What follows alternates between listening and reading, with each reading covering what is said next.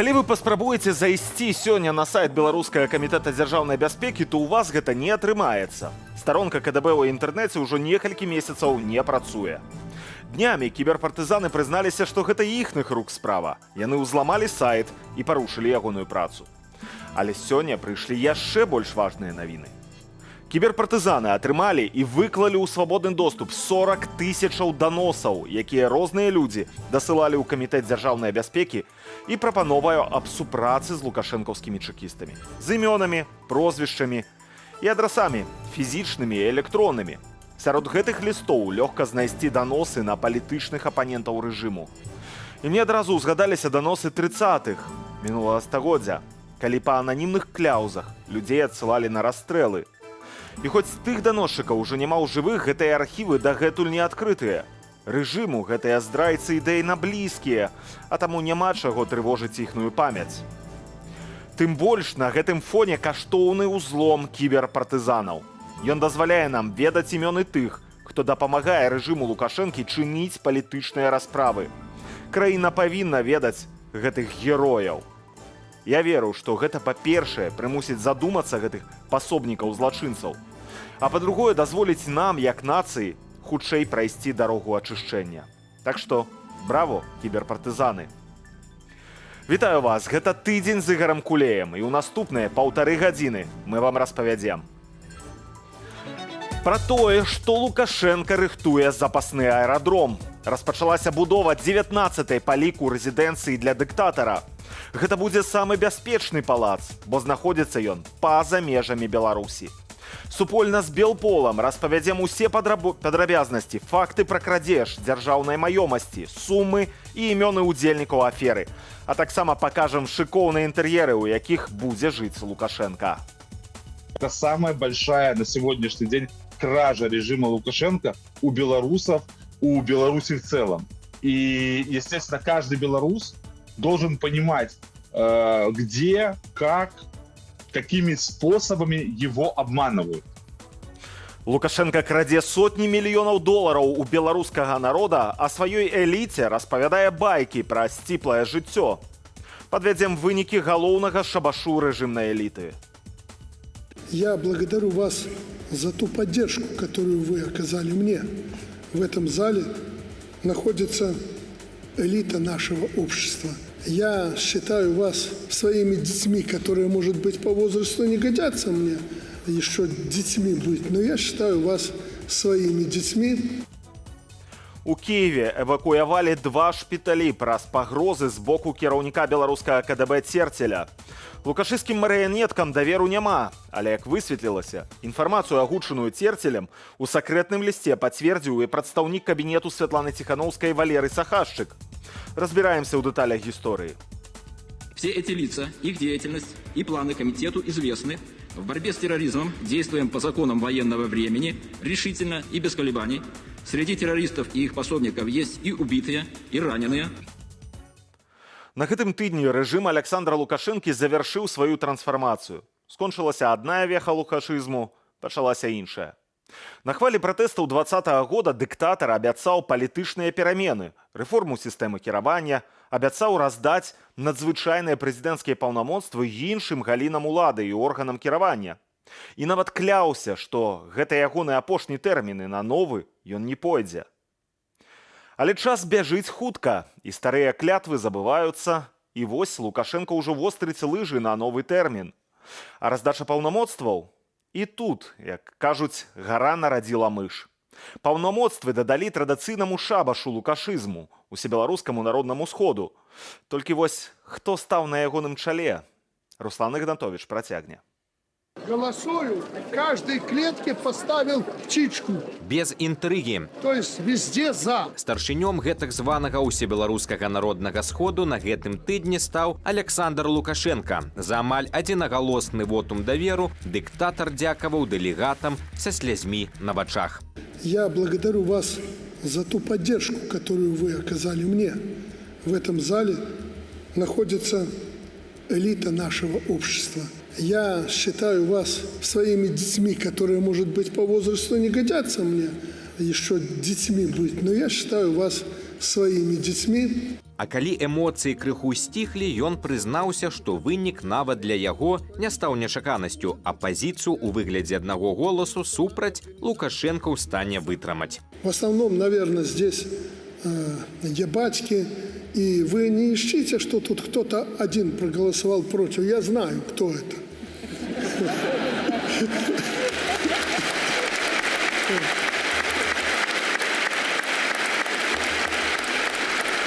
Нет, вы неправильно поняли. Это не я, это Качанова.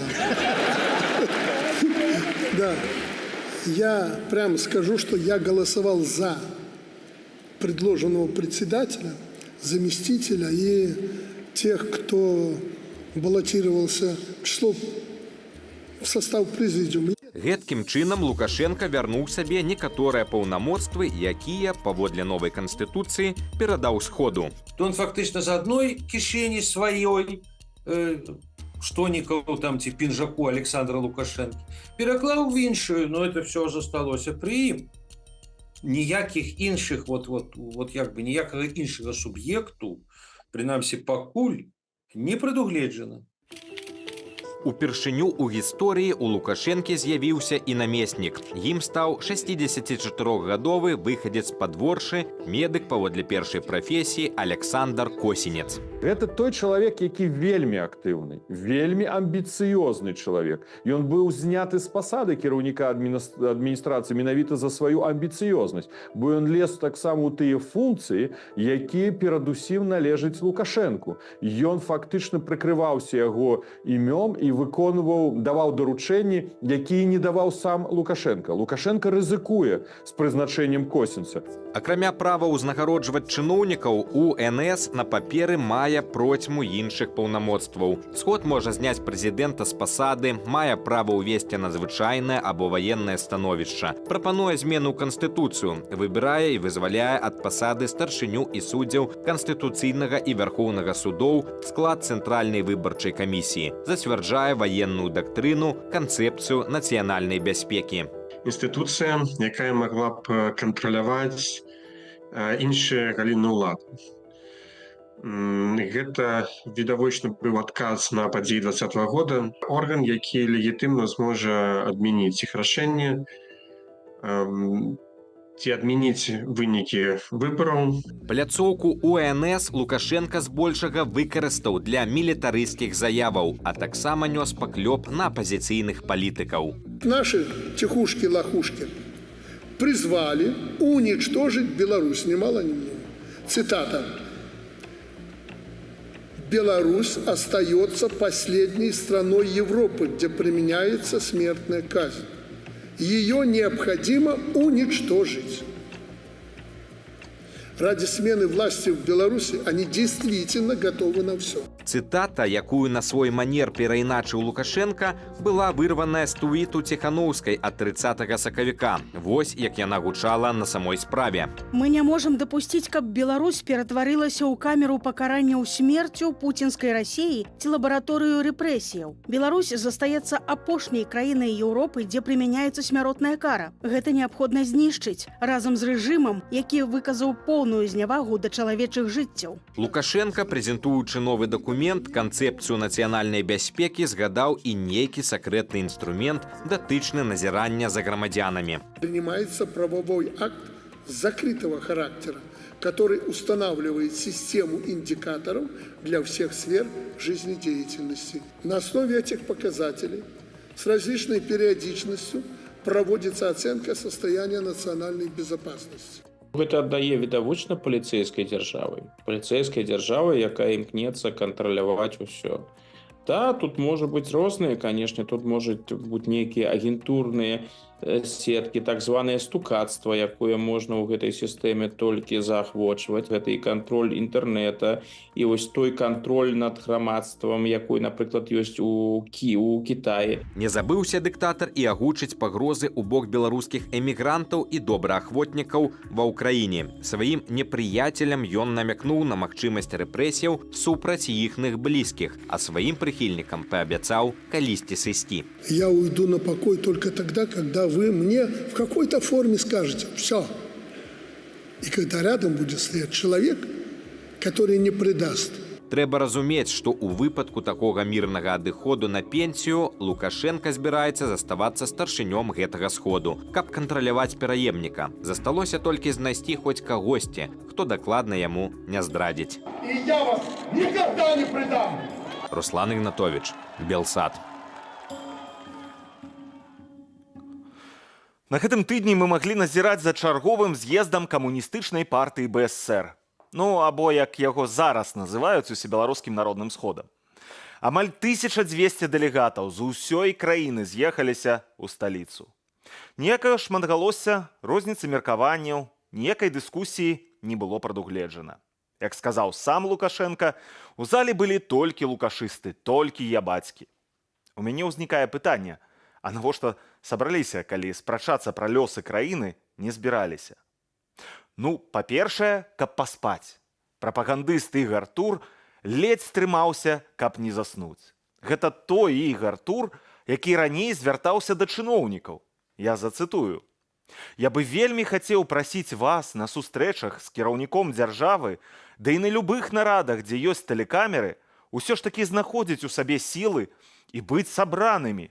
Таму што калі вы выпадкова закімарыце на галёрцы, пазней я, як і ўсе мае калегі з пула, на мантажы спрабуем выразаць гэтыя фрагменты». Ну вось, Ігар, як бачыш, твае калегі не выразалі, прыгадалі табе твае ж словы. Але Тура можна зразумець. У прапагандыста была цяжкая ноч. Прадстаўнікі Белпола змаглі дастаць узор ягонага пасведчання дэлегата і пазычылі нам на гэтую праграму. Ігар разумее, як блізка да яго падкраліся, і ад гэтага спіцца вельмі трывожна. Але вернемся да таго, навошта праводзілі гэты з'езд лукашыстаў. Каб распавесці вам усім, што так добра вы яшчэ ніколі не жылі. Дыктатар сыпаў лічбамі, што ў 90-х беларус мог купіць сабе толькі 20 кілаграмаў мяса і 13 кілаграмаў сыру або масла. Затое зараз вы можаце набыць сабе 100 кілаграмаў мяса, а сыру з маслам 46. Я толькі аднаго не разумею. Калі жыць так добра, то чаму беларусы сотнямі тысячаў бягуць у суседнія краіны, а праблема недахопу кадраў у Беларусі стаіць вострая як ніколі? Можа таму, што ў суседніх краінах, дзе ў 90-е жыхары таксама, як і мы, маглі набыць толькі 20 кілаграмаў мяса, сёння ўжо не мераюць свой дабрабыт сырам і мясам. Бо выдаткі на харчовыя тавары, як у тых жа палякаў ці літоўцаў, складаюць 15-20% ад заробку, а ў беларусаў ажно 40. Я чытаю гісторыі пра лекара-беларуса, які працуе на радзіме на 2 стаўкі, а абутак дзецям у школу купляе ў растэрміноўку, бо не хапае на жыццё. Гэтым хваліцца Лукашенка перад ябацькамі. Гэта вынік 30 гадоў трымання пасінелымі пальцамі за ўладу.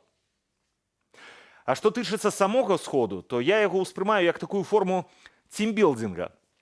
Гэта калі нейкая фірма за ўласны кошт вывозіць сваіх супрацоўнікаў на супольную сустрэчу. У карпарацыі лукашыстаў таксама ёсць такая традыцыя тімбілдинга. Завецца яна ўсебеларускі народны сход. Але не дайце сябе падмануць. Нягледзячы на назву, яна не мае ніякага дачынення да беларускага народу. Ну і да галоўнай нашай сённяшняй тэмы. Колькі дамоў трэба аднаму чалавеку для шчасця? Камусьці аднаго дома хопіць, а хтосьці скажа, што 5 было б добра. Але трапляюцца людзі ненажэрныя, ведаеце, якія ніяк не могуць спыніцца. І не дамы ім падавае, каб рэзідэнцыі, каб 1000 квадратных метраў, каб вакол усё золата і мармуру. Калі такія людзі самі на іх зарабляюць, то няма ніякай праблемы. На свае грошы рабіце, што хочаце, гэта не нашая справа. Але калі такім займаюцца чыноўнікі, то паўстае пытанне, а на якія грошы? Усім вядомы факт, у Лукашэнкі ёсць 18 рэзідэнцыяў па ўсёй Беларусі. Здавалася б, ну спыніся ты ўжо. Але не, яму ўсё мала. Ініцыятыва Белпол выкрала 19-ю рэзідэнцыю дыктатара. Крыху пазней вы пачуеце, што ейная будова ўжо распачалася.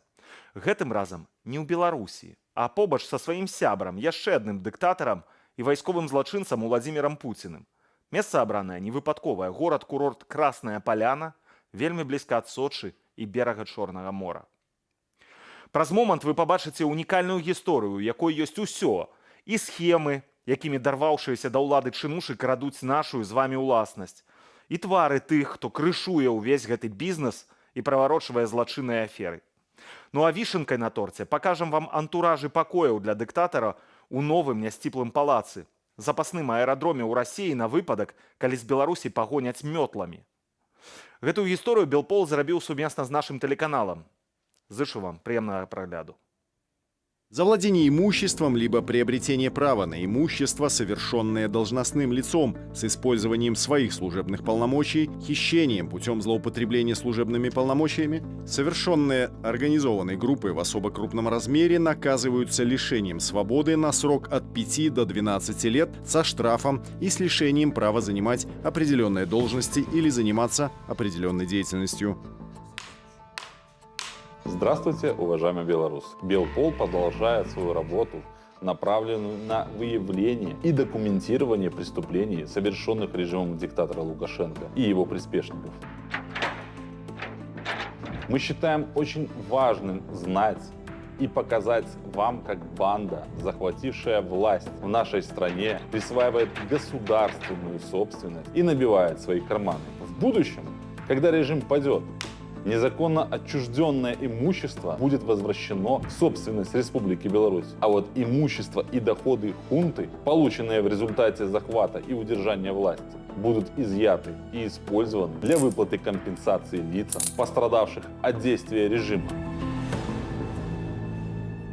Но давайте к делу. В ноябре 2023 года мы выпустили расследование о частной охранной компании «Гардсервис». Кроме прочего, в своем расследовании мы рассказали о коррупционной схеме с участием диктатора и его ближайших соратников. А именно о том, как секретным распоряжением Лукашенко государственная собственность стоимостью в несколько миллионов долларов совершенно бесплатно перешла в руки прислужников режима. Расследование вы можете посмотреть на нашем YouTube-канале Белпол. Обязательно это сделайте, если вы находитесь в безопасности.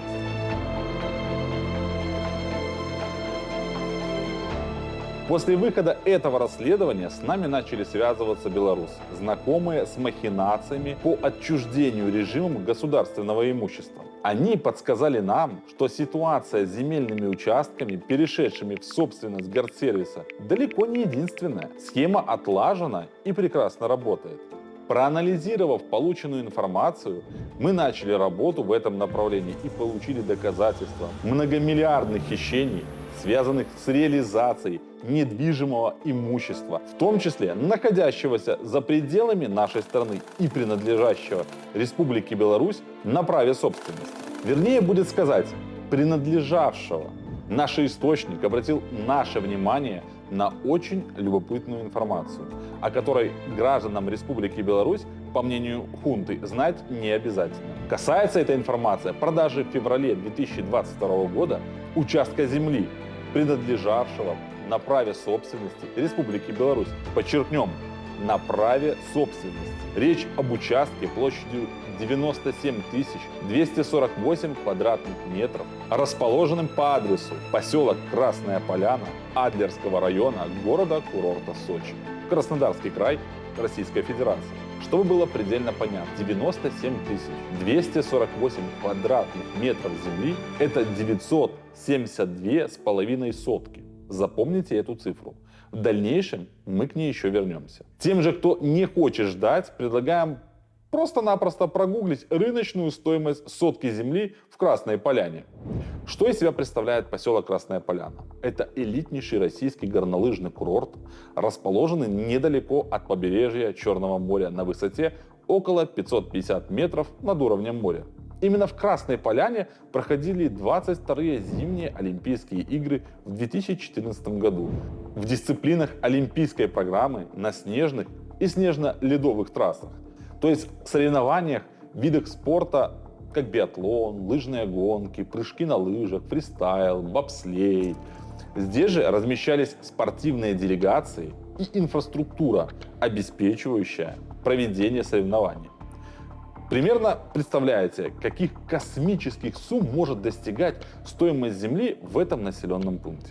Так вот, в феврале 2022 года участок, о котором речь пойдет в нашем сегодняшнем расследовании, которое мы делаем вместе с Белсат, находился в оперативном управлении государственного учреждения «Санаторий Беларусь», входящего в структуру предприятий управделами диктатора Лукашенко.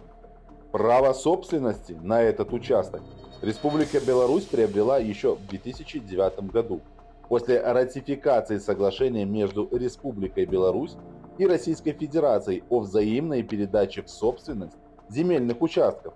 То есть за этот участок Беларусь заплатила своей территорией.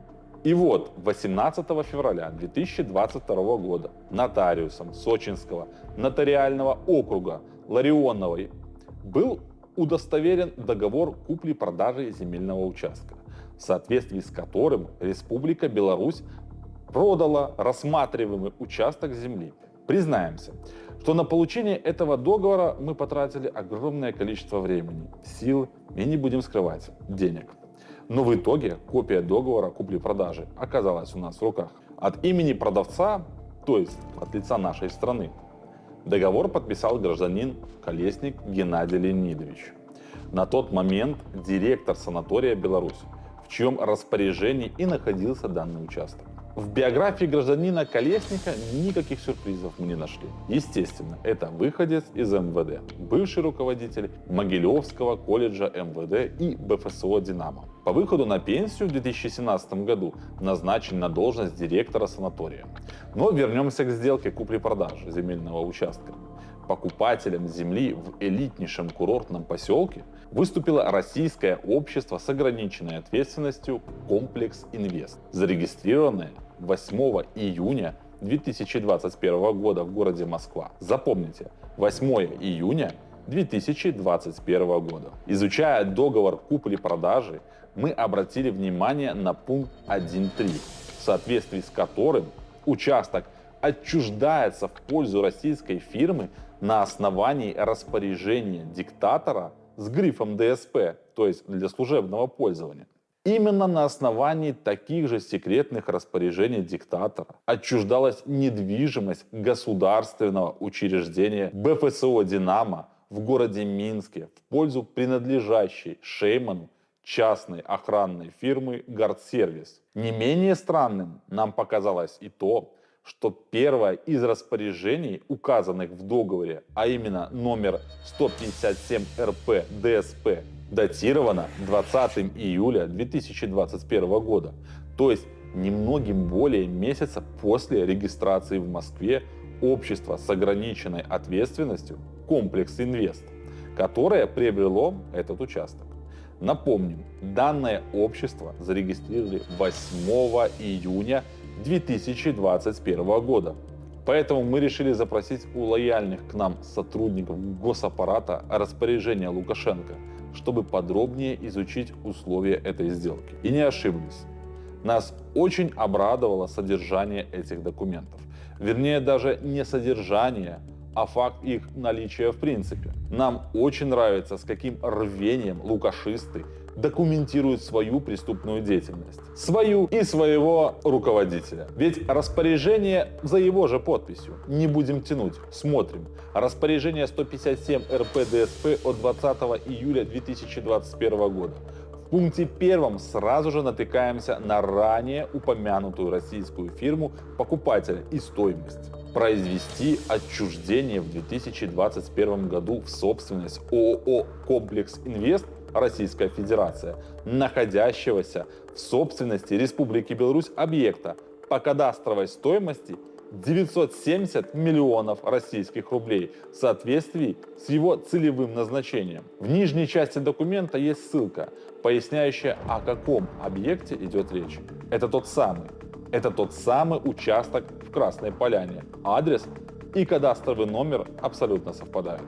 Никаких тебе аукционов, запроса ценовых предложений. Обратите внимание, что стоимость участка для российской фирмы оказалась равна кадастровой стоимости объекта. При этом стоит отметить, что кадастровая стоимость, как правило, гораздо ниже рыночной, то есть реальной стоимости. Но если вы думаете, что этим все закончилось, вы глубоко ошибаетесь. Смотрите следующее распоряжение диктатора, указанное в договоре номер 12 РП ДСП от 18 января 2022 года. Оно вносит изменения в предыдущее распоряжение, которое мы только что разобрали. И какие же изменения внесены? Естественно, снижена цена участка ровно в 2 раза. Было 970 миллионов российских рублей, стало 485 миллионов российских рублей. Именно эта стоимость фигурирует в договоре купли-продажи. Серьезно? Просто так снизили стоимость в 2 раза? Может, хунта в 2022 году в 2 раза снижала цены на продукты, топливо, коммуналку? Может, детей в школу стало в 2 раза дешевле собирать? Что-то не припомним таких фактов. Если вам известны такие факты, обязательно напишите это в комментариях. Если взять калькулятор и быстренько посчитать стоимость сотки земли по договору купли-продажи, получается, что стоимость составила 462 734 рубля 45 копеек за сотку. Помните, мы советовали посмотреть стоимость сотки земли в Красной Поляне? Вот мы посмотрели. На наиболее популярном в России сайте Авито сотку земли дешевле 10 миллионов российских рублей найти практически невозможно. Вот примеры. 9,5 миллионов, практически 11, 11,7 миллионов, 12 миллионов, 14,5 миллионов российских рублей. Таким образом, в соответствии с распоряжением Лукашенко, имущество Республики Беларусь было незаконно отчуждено в собственность российской фирмы по стоимости более чем в 20 раз дешевле рыночной. Установив данный факт, мы, естественно, не поверили, что это просто совпадение, и начали собирать информацию в отношении общества с ограниченной ответственностью «Комплекс Инвест». Уже работая с открытыми источниками информации, удалось установить, что основным видом деятельности организации является деятельность заказчика-застройщика, генерального подрядчика. То есть, с наибольшей долей вероятности участок в Красной Поляне приобретался под застройку. Забегая вперед, скажем, что мы нашли этому доказательство. А что? Очень выгодный бизнес. За бесценок получить землю в курортной зоне, застроить и продать задорого. Опять же, вспоминается мошенническая схема с участками земли в Минске, которую мы опять-таки раскрыли в расследовании Агарсервис.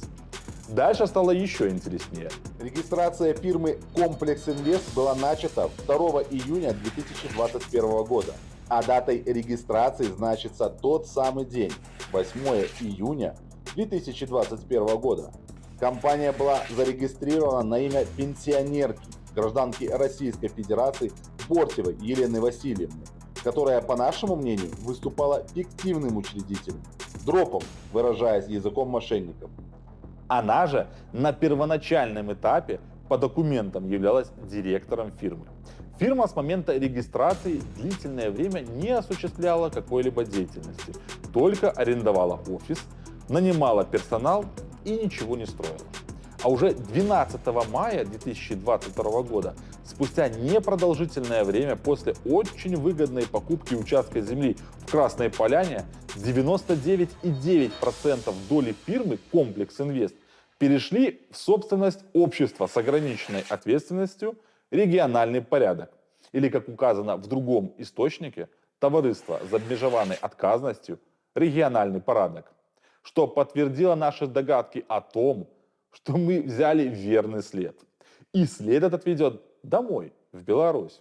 Да еще и название такое – «Региональный порядок». Явно придумал кто-то с манией величия и усами. В открытых источниках практически нет информации об этой компании «Региональный порядок». Персонал не набирают, рекламу не запускают, какую-либо деятельность не ведут. Однако кое-что удалось обнаружить, используя простой банальный поисковик Google. Например, номер телефона, который указан в качестве контактного в одной из онлайн-карточек. Номер оказался зарегистрирован на гражданина Республики Беларусь Васильева Вячеслава Олеговича. Фамилия какая-то знакомая. Почему нам показалась знакома фамилия данного гражданина?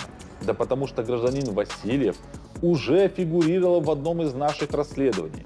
Указанный персонаж занимал должность старшего инспектора военизированной охраны специального отдела охраны физических лиц ООО «Гардсервис», подразделение, которое охраняет Шеймана. Основным видом деятельности фирмы «Региональный порядок» значится реализация проектов, связанных со строительством зданий. В этом направлении мы решили поработать несколько глубже, поскольку нам стало интересно, чем же в этой фирме занимается охранник Шеймана. В ходе проведенных мероприятий было установлено, что телефон гражданина Васильева был указан в картотеке данных не случайно. Оказалось, что охранник Шеймана, который ни дня в строительной отрасли не работал, является директором и учредителем фирмы, занимающейся реализацией проектов, связанных со строительством здания. Естественно, любой здравомыслящий человек понимает, что в этой фирме гражданин Васильев выполняет роль этакого вице-председателя фонда, и что реальным бенефициаром является гражданин Республики Беларусь Шейман Виктор Владимирович, который по старой привычке, чтобы не сильно отсвечивать, оформил свою фирму на охранника. Вторым учредителем регионального порядка является фирма Vector Energy Innovation, зарегистрированная в Арабских Эмиратах. Фирма Vector Energy Innovation была замечена в громком скандале в Украине, который разгорелся осенью 2021 года, за полгода до начала войны. Дело в том, что в августе 2021 года данная фирма заключила договор с украинским энерготрейдером на поставку электроэнергии из Беларуси. Интерес Vector Energy заключался в следующем. Компания закупала белорусскую электроэнергию у государственного предприятия Белэнерго по цене $59 за 1 мегаватт-час, а продавала украинской стороне уже по $100. Естественно, сама электроэнергия шла непосредственно из Беларуси в Украину, а в Эмираты шли только деньги. Чистая прибыль, осевшая на счетах этой арабской компании, по различным оценкам могла достигать до $400 миллионов. Тогда многие журналисты пришли к выводу, что главным выгодополучателем этой сделки стали украинские политики и бизнесмены. Мы же имеем несколько иное мнение и уверены, что компания является одной из фирм прокладок, обслуживающих белорусский режим лично Лукашенко и подконтрольный ему бизнес. Ведь продавая электроэнергию непосредственно от Белэнерго, себе в карман денег не положишь. Деньги идут в госбюджет. Вот тут и появляется фирма-прокладка, чтобы часть стоимости энергии перекочевала в карман Лукашенко, Шеймана или других приближенных. Более того, мы имеем этому детальное подтверждение.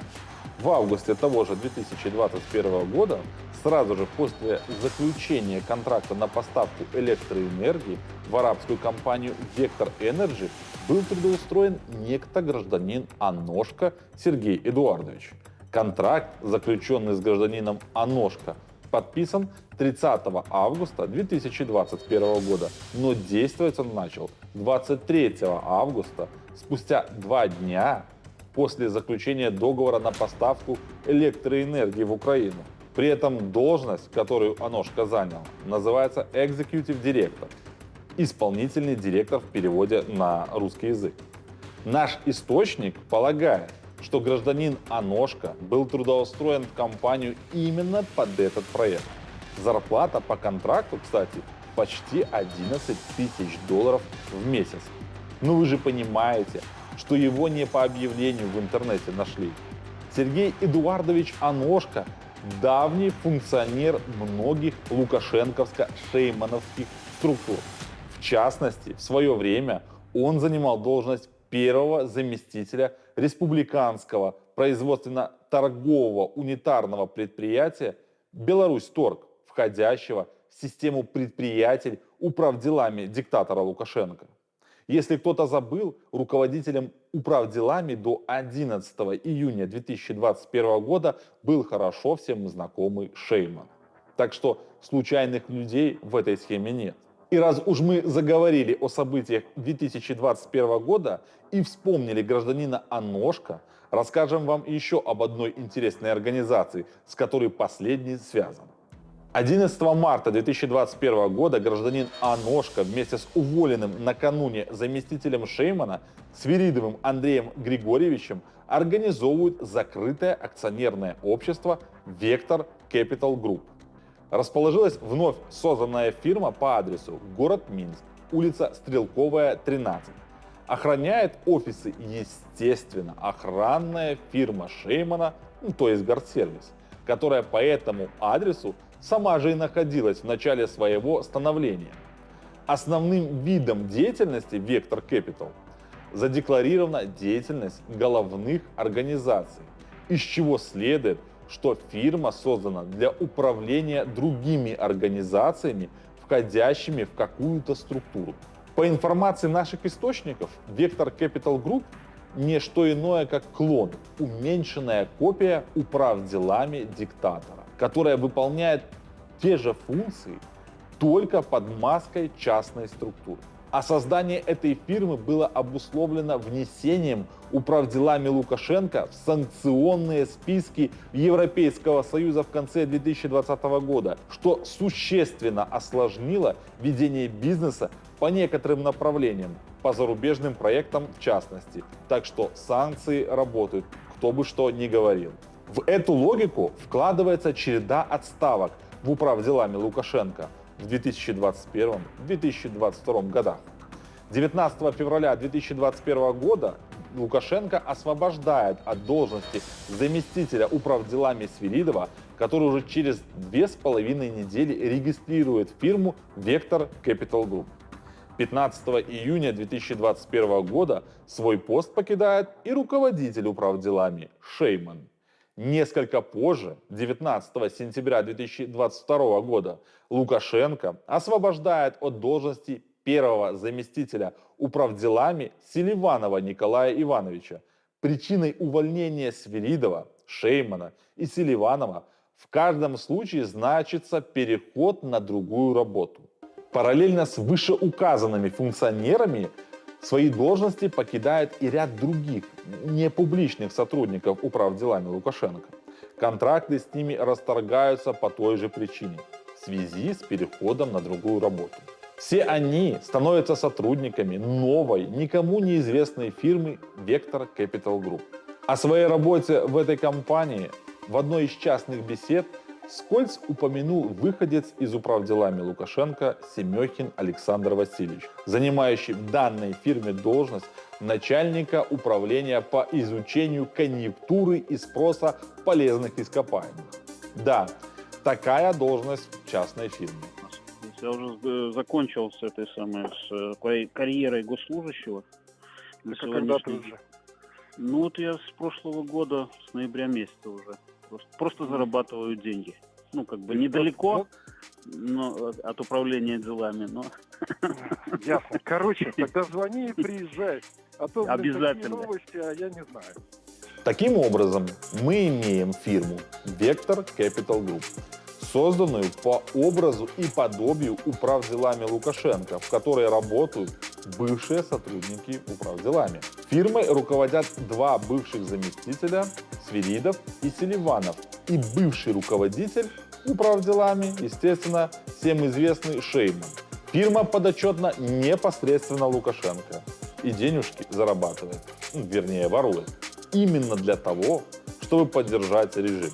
Как мы уже упомянули, основным видом деятельности организации задекларирована деятельность головных организаций. И одним из проектов, которым занимается организация, является российская фирма ООО «Комплекс Инвест». Та самая фирма, которая купила принадлежащий Республике Беларусь участок в городе Сочи, с рассказа о которой мы начали сегодняшнее повествование.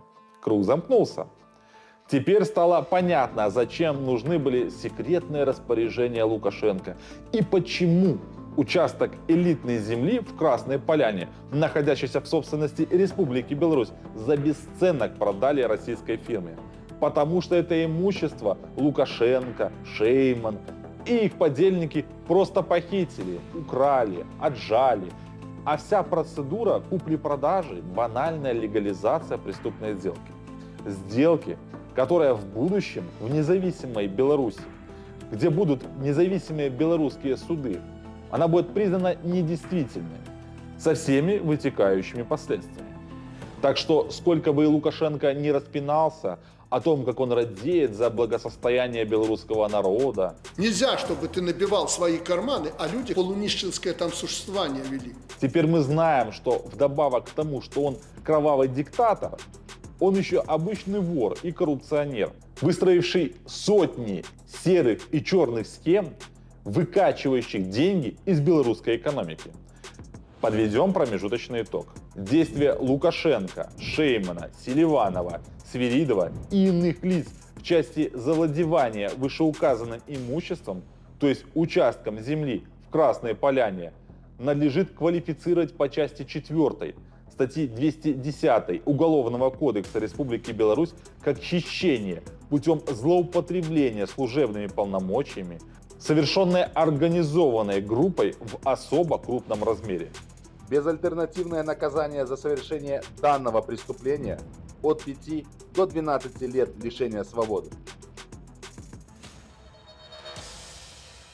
Пытливый зритель может заявить: господа, согласен, Лукашенко свое участие в совершении данного преступления задокументировал, самостоятельно подписав незаконное распоряжение об отчуждении участка. Но где доказательства связи российской фирмы «Комплекс Инвест» и белорусской «Вектор Групп» в разрезе Селиванова и Шеймана? Пока что только слова. Чтобы развенчать сомнения, мы продемонстрируем всего лишь несколько документов, фиксирующих причастность данных граждан. В действительности, таких документов для будущего суда мы собрали сотни. Покажем просто как пример. Потому что на демонстрацию всех уйдут часы, а то и сутки. И вряд ли кто-то захочет тратить на это свое время. Заодно обратите внимание на тупость и примитивность подельника Лукашенко при шифровании данных. Не удивимся, если окажется, что лукашисты специально для этого на заводе «Интеграл» заказали шифровальную машину или квантовый компьютер. Итак, письмо белорусской компании «Вектор Capital Group» в адрес российской «Комплекс Инвест», касающееся заключения трудовых контрактов. Прошу обеспечить заключение с принятыми работниками срочных трудовых контрактов сроком на 1 год. Сразу угадывается тон переписки не как между компаниями-партнерами, а как между каким-нибудь белорусским министерством и подчиненной госорганизацией. Документ подписан тем самым Николаем Ивановичем Селивановым. Но вишенка на торте этого документа — вот эта фраза: «Позиция нашего руководителя ВВШ». Вы серьезно? ВВШ? Вот это криптоним? Браво! Легендарная немецкая шифровальная машина «Энигма» нервно курит в сторонке. Самый великий криптограф не разгадает Виктора Владимировича Шеймана, который прячется за этими 3 таинственными буквами ВВШ. А при составлении штатного расписания российской фирмы «Комплекс Инвест» лукашистская шифровальная машина, наверное, вышла из строя или сгорела от стыда, как мазовский автобус. Поэтому зашифровали только инициалы Шеймана – ВВ. Фамилию пришлось написать целиком. Еще и подпись Шеймана есть. И дату он собственноручно вписал. Такая же ситуация и с Селивановым. Вот вам и доказательство того, что Шейман и Селиванов в ручном режиме управляют деятельностью частной фирмы «Комплекс Инвест», которая якобы случайным образом за бесценок купила недвижимость в России. Как говорится, случайности не случайные. Обратите внимание на зарплаты генерального директора и его заместителя. 440 и 420 тысяч российских рублей. Или 5 и 4,7 тысяч долларов США. Неплохо, правда? Кстати, заместитель генерального директора «Комплекс Инвест» — это единственный нам известный белорус в этой фирме. Остальные сотрудники — наемные работники россияне, которые по сути являются обслуживающим персоналом функционирования фирмы и, скорее всего, не понимают, в какую историю они вляпались. Единственным более или менее осведомленным в сути происходящего сотрудником, как раз таки и является заместитель генерального директора, гражданин Республики Беларусь Журавков Виктор Владимирович. Эту фамилию мы добавляем в проект постановления о привлечении в качестве обвиняемого. Чем же примечателен данный гражданин? Ведь, как мы отмечали, случайные люди в этой схеме большая редкость. Нет, он не силовик и не бывший чиновник, но он сын своей матери, Журавковой Галины Анисимовны, которая с 2001 по 2004 год занимала должность управляющего делами Лукашенко. В феврале 2004 года Галину Журавкову арестовали, осудили за совершение хищения путем злоупотребления служебными полномочиями в особо крупном размере. Как говорится, яблоко от яблони. Галину Журавкову, кстати, диктатор помиловал в 2005 году. Для тех, кто забыл, Шейман чуть позже ту же должность, что и Журавкова, занимал. Они там что, только и воровать умеют? Скорее всего, да. Но давайте вернемся к фирме «Комплекс Инвест» и расскажем, зачем вообще нужна была вся эта афера с участком в элитном поселке. Ну, конечно же, участок нужен для постройки жилого комплекса. С названием решили не заморачиваться. Он будет называться «Красная Поляна». Жилой комплекс будет включать в себя 3 элитных коттеджа площадью более 300 метров каждый, гостиницу, ресторанный комплекс и огромное хозяйское шале площадью 1000 квадратных метров. Нам достоверно известно, что строительство контролирует Шейман, который лично инспектировал объект даже тогда, когда на участке еще не началось строительство. Причем по результатам инспекции пришлось в срочном порядке переделывать проектную документацию и менять расположение некоторых зданий на плане. При этом обратим ваше внимание на предусмотренные в техническом задании средства охраны и обеспечения безопасности. Ограждение не ниже 2,5 метров, периметральная охранная сигнализация, система обнаружения и подавления беспилотных летательных аппаратов, стационарные металлодетекторы, рентгено-тепловизионные системы для досмотра ручной клади, оборудование радиометрического контроля и видеоидентификации посетителей, тепловизионные камеры и так далее. Что-то подобное мы уже видели при производстве расследования о новой резиденции диктатора Лукашенко. Это там, где для котиков, собачек, золотыми ёршиками. Поэтому, с учетом управления строительством лично Шейманом, не исключаем версию, что новым хозяином данного объекта станет персонаж с криптонимом АГЛ. Естественно, в случае поступления дополнительной информации по данному вопросу мы придадим ее гласности. А пока предлагаем считать эпизод хищения участка в Красной Поляне оконченным. Преступление расследованным. Вину Лукашенко, Шеймана и иных лиц абсолютно доказанной. Вместе с тем мы располагаем данными, что прямо сейчас диктатор Лукашенко, Шейман и другие их подельники покушаются на совершение аналогичного преступления, но уже в больших размерах. Речь идет о парковом комплексе «Фруктовый сад», расположенном в том же самом населенном пункте Красная Поляна в городе Сочи. Парковый комплекс расположен на 2 земельных участках общей площадью более 8,5 гектар. Принадлежат эти участки, как и в предыдущем случае, на праве собственности Республики Беларусь и находятся в оперативном управлении санатория «Беларусь». По замыслу преступной группы диктатора эти участки тоже не останутся в собственности Республики Беларусь. Их точно так же в соответствии с секретными распоряжениями по бросовой цене продадут собственность фирмы «Комплекс Инвест».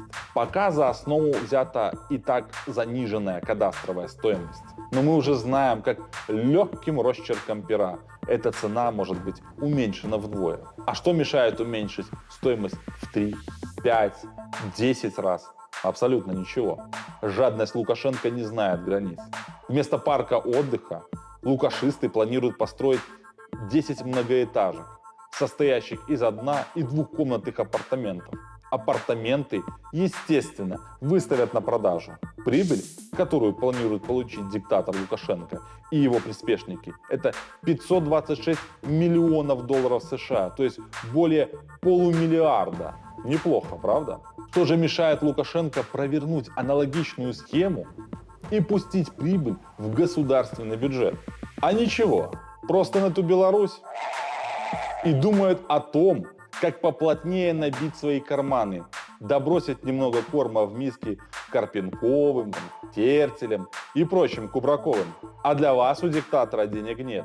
Вы там держитесь и хорошего вам настроения. Подводя итоги расследования, констатируем, что нами установлен и доказан уже совершенный факт хищения Лукашенко и его бандой государственной собственности Республики Беларусь, а также задокументирован аналогичный эпизод их преступной деятельности, находящийся в стадии покушения. Надеемся, что публикация сегодняшнего расследования вместе с Белсат поставит крест на попытке хунты еще больше набить свои карманы за счет белорусских налогоплательщиков. Уважаемые белорусы, это расследование во многом стало возможным благодаря помощи людей, которые находятся внутри нашей страны, и которые не смирились, и которые продолжают сопротивляться. Давайте вместе наносить удары режиму. Каждый раз, выбивая маленький кирпичик из фундамента диктатуры, мы делаем режим все менее и менее устойчивым. Живи Беларусь! Ну што, час перайсці да ўласна самага салодкага, да палацавага комплексу, які будуюць на адціснутым у беларускага народу участку ў Краснай Паляне пад Сочы. Пасля дэтальнага вывучэння планаў забудовы і трохмерных макетаў і інтэр'ераў становіцца відавочна, што праект адпавядае ўзроўню першай асобы. Сцены з маналітнага жалезабетону, пазалочаныя ручкі на дзвярах, басейны ў кожным будынку, ну як жа без іх, кухні, рэстараны, асабісты кабінет, узброеная да зубоў ахова і сістэмы падаўлення дронаў. Чым не месца для жыцця на пенсіі для палітыка, якому ў Беларусі даўно не радыя. Што будуюць і па чым, высвятляла Юлія Цяльпук.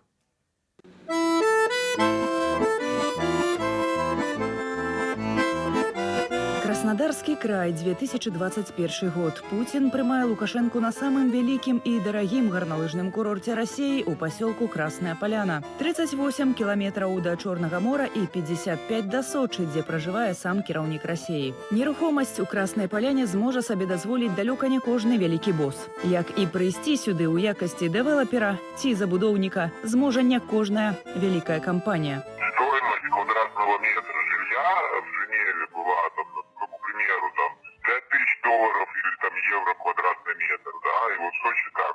Там простой смертный не может ничего сделать, там же все,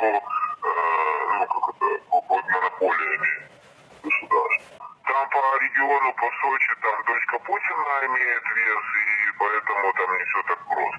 Але калі ўладальнікі зямлі пуцінскія сябры, перашкодаў няма. Супольнае расследаванне Белполу і Белсату показала амаль 10 гектараў зямлі ў пасёлку Красная Поляна паводле заніжанага кошту і цішком выкупіла зарэгістраваная ў Расіі кампанія «Комплекс Інвест». Зямля належала беларускай дзяржаве, то бок грамадству, а фірма-пакупнік звязаная з лукашэнкаўскім бізнесоўцам Віктарам Шэйманам, які абслугоўвае найбуйнейшыя ценевыя праекты дыктатара. Што ж паўстане пад Сочы? Это будет новая резиденция Лукашенко. Не исключено, что это все будет построено за счет белорусского государства, белорусских налогоплательщиков. Но по понятным причинам ни один налогоплательщик, ни один белорус не сможет побывать на территории этой резиденции, потому что она будет принадлежать исключительно Лукашенко. Што ў Краснай Паляне будзе чарговая рэзідэнцыя Лукашэнкі, пераконваюць здабытыя Белполам праектныя дакументы групы кампаніяў «Краснодар Граждан Проект», ці ў скароце KRGP, што забудоўвае выдзел. На плане будавання агулам 12 аб'ектаў агульнаю плошчаю 7374 квадратныя метры. На трохмерным макеце бачым 10 без альтанкі і будынку тэхабслугоўвання. Траціну плошчы забудовы займае аб'ект галоўны будынак, праектаваны для гаспадара. Замоўцу прапанавалі два варыянты фасада. Убачым уводныя 3D-макеты, на якіх выгляды святлейшага і цямнейшага варыянту з трох бакоў. А гэта хол асноўнага будынку, канцэпцыю дызайну якога ананімна каментуе беларускі беларуская дызайнерка. На першы погляд, сапраўды нядрэнны праект. Добрая архітэктоніка, добрая задума з вылучэннем верхняй часткі сцен і столі дрэвам. Цікавы малюнак з бэлек і дыяганальнага рытму зашыўкі на столі. Файнае, незнарочыста лофтавае спалучэнне высокіх шкляных перагародак з дрэвам. Зрэшты, ёсць і моманты, якія хочацца паправіць. Перагружаная сцяна з комінам, а тэкстура колатага каменя вяртае нас да 2010 году. Колаты камень, мармур і ўстаўка з оніксу спрачаюцца паміж сабой паводле раўназначнасці. Няма галоўнага. І ад гэтага інтэр'ер успрымаецца серыяй дорага-багата, а не смачна. На тым жа паверсе таксама гардеробная, банкетная зала, кухня для халодных і кухня для гарачых страваў, сталовая, гасцёўня, лазенка, адаптаваная для маламабільных асобаў, кінатэатр, ахова і працоўны кабінет. Бачым вялікі кабінет на одну асобу. І на такую, якая павінна прымаць такіх гасцей, якія не могуць себе ўявіць у нармальнай звычайнай зале. Не, это патрэбны асобны вялікі кабінет. І вось, гледзячы на гэты самы кабінет, і ў мне таксама ёсць уражанне, што гэта некая наступная рэзідэнцыя. На падземным паверсе басейн з тым самым колатым каменем у інтэр'еры, руская і турэцкая лазня, масажная фітнес-зала, службовы пакой аховы, пральня, серверная і нават лыжы маюць уласны пакой. На версе сядзібы гасцёўня плошчаю 62 квадраты, 20-метровая лазенка, дзве меншыя спальні, 36 метраў кожная і галоўная на 55 метраў. На кватэру з такою плошчаю сярэдні беларус мае працаваць палову жыцця, уладкаваць там свой сямейны быт і там жа прымаць гасцей. А дзе будзе размяшчаць сваіх гасцей незаконны гаспадар рэзідэнцыі ў Краснай Паляне? Пад галоўным будынкам запраектаваныя 3 VIP-катэджы па 730 квадратных метраў кожны. Адзін з іх адаптаваны для пражывання маламабільных асобаў. Абсталяваныя басейнамі, сталовай, 3 спальнямі і гэтак далей. Ёсць на мапе выдзелу і гатэль, толькі на 4 нумары, плошчаю 348 квадратных метраў. Паверх пад зямлёй для персаналу, на першым фае, прыбіральні і зона рэсэпшану, а таксама 74-метровая зала для абедаў, разлічаная на 24 асобы. На другім паверсе 4 нумары, кожны 48 квадратаў. Праектавальнік прапанаваў на выбар 3 пастэльныя колеры. Дрэва і натуральны мармур цёплага адцення. Металічныя дэталі ў інтэр'еры толькі залатога колеру. Краны ў лазенках, будуар ды лямпы ў спальні ці аздобы падушак у салоне. На тэрыторыі месціцца таксама рэстаранны комплекс, большы за гэты гатэль. Спартовая інфраструктура, пункт пропуску, гараж і будынак аховы з 6 ложкамі ў зоне для адпачынку і пакоем для зброі. Сам факт вывода участков из государственной собственности, то есть участки передали якобы частной российской фирме, и возможно, это сделали для того, чтобы меньше людей интересовались самим ходом строительства. Нам достоверно известно о том, что на эту, скажем так, на эту стройку приезжал непосредственно Шейман контролировать вот этот вот строительный объект. На загад Шеймана добра пакрэмзалі ў альбоме планаваных рашэнняў, перасоўваў аб'екты на мапе і сёе-тое ўнутры. У рэстаранным комплексе прасіў дадаць вітражы ў сталовую, у гасцёўнях перасунуць фатэлі, у будынку аховы павялічыць плошчу вакна, каб ахоўнікі мелі шырэйшы агляд. У гаражы падрэзаў прастору персаналу. Наличие санузла поддерживается, но не за счет увеличения площади застройки между осями Б, В, а за счет уменьшения площади комнаты отдыха и места для хранения помещения номер 5 и 4 соответственно. Каб даведацца, на якім этапе будоўля цяпер, тэлефануем у тэхнічны аддзел Краснодар гражданпроекту ад імя администрации краю. Хотим внести в список конкурсных проектов ваш загородный гостиничный комплекс «Красная Поляна». Он в стадии реализации, он в активном стройке. Он еще не построен, в эксплуатацию не введен. А где вы видели, если не секрет? У нас просто мы особо по нему не афишируем информацию, но если поделитесь информацией, где вы нашли ее, было бы нам прекрасно. Списком занималась не я, но, думаю, проект был в открытом доступе. То есть вы где-то нашли это все в интернете? В открытом доступе? Угу. Очень интересно. Мы просто у себя нигде этот объект не афишируем. праўда, што будуюць ціха, праз фірму-пракладку, за высокім плотам і баяцца, каб звесткі пра прызначэнне не трапілі ў медыі. Бо з сацыяльнай значнасцю праекту поўны правал. Гэтую працу КРГП у партфоліа не пакладзе, бо як яе падпісаць? Сакрэтная расійская рэзідэнцыя дыктатара Беларусі? Если резиденция «Восток» являлась самой большой взяткой Лукашенко, которую он получал, то вот все происходящее в Сочи с этой землей – это самая большая на сегодняшний день кража режима Лукашенко у белорусов, у Беларуси в целом. И, естественно, каждый белорус должен понимать, где, как, какими способами его обманывают. Колькі каштуе інфраструктура камунікацыі, дызайн і інтэр'еры ў Краснай Паляне? Спыталі ў бізнесоўца Александра Кныровіча, які раней з трапнасцю да мільёна дакладна ацаніў кошт рэзідэнцыі Краснасельская. Калі Белсат знайшоў таямнічую будоўлю, а ўладальнікам яго пазней назваўся блізкі да цела бізнесовец Гуцэрыяў. На выдзеле ў Краснай Паляне прынамсі 17 мільёнаў долараў укінутыя ў будаўнічыя працы, зазначае Кныровіч. Але калі мы пачынаем казаць пра фасады, то тут ад $50 да бесконца.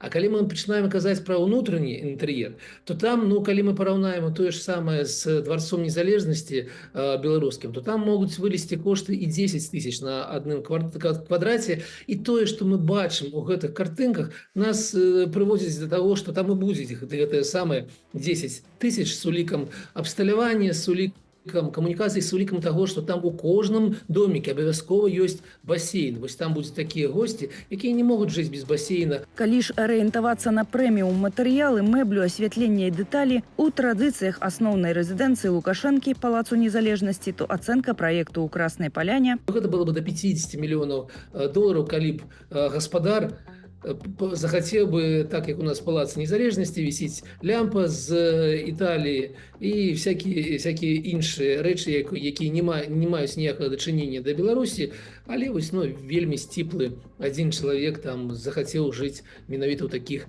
харомах. Плюс рынкавы кошт скрадзенага выдзелу, прынамсі 100 мільёнаў долараў, разам 150 мільёнаў. Цана за выспу бяспекі за межамі Беларусі. Бо хто, як не Расія, прыме дыктатара, які баіцца ўласнага народу и обкрадая его при кожной махчимости. Президент построил себе резиденцию там новую.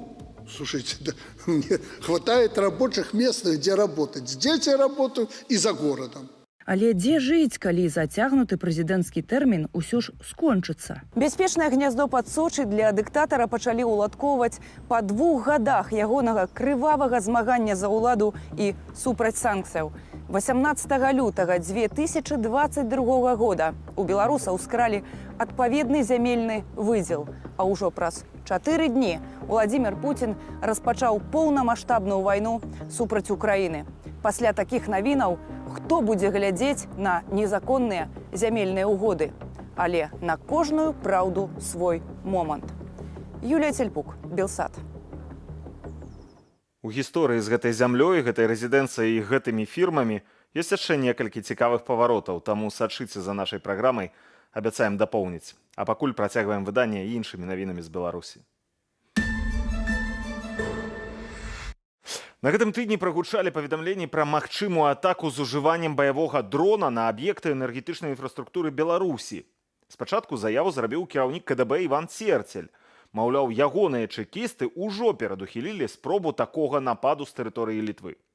Крыху пазней у рэдакцыю Белсата даслалі ліст, напісаны Дэпартаментам нацыянальнай бяспекі пад кіраўніцтвам Валерыя Сахашчыка, з якога вынікае, што сапраўды такая атака плануецца і ўсё яшчэ магчымая. У нашу рэдакцыю трапіў ліст на бланку Дэпартаменту нацыянальнай бяспекі за подпісам яго старшыні Валерыя Сахашчыка пра рыхтаванне нападу пры дапамозе дрона на аб'екты крытычнай энергетычнай інфраструктуры Беларусі. З ліста вынікае, нібыта ударны беспілотнік рыхтуюць прадстаўнікі добраахвотніцкіх аб'яднанняў беларусаў замежжа. Сярод іншых называюць паспалітае рушэнне ў Польшчы і ліцвіны ў Літве.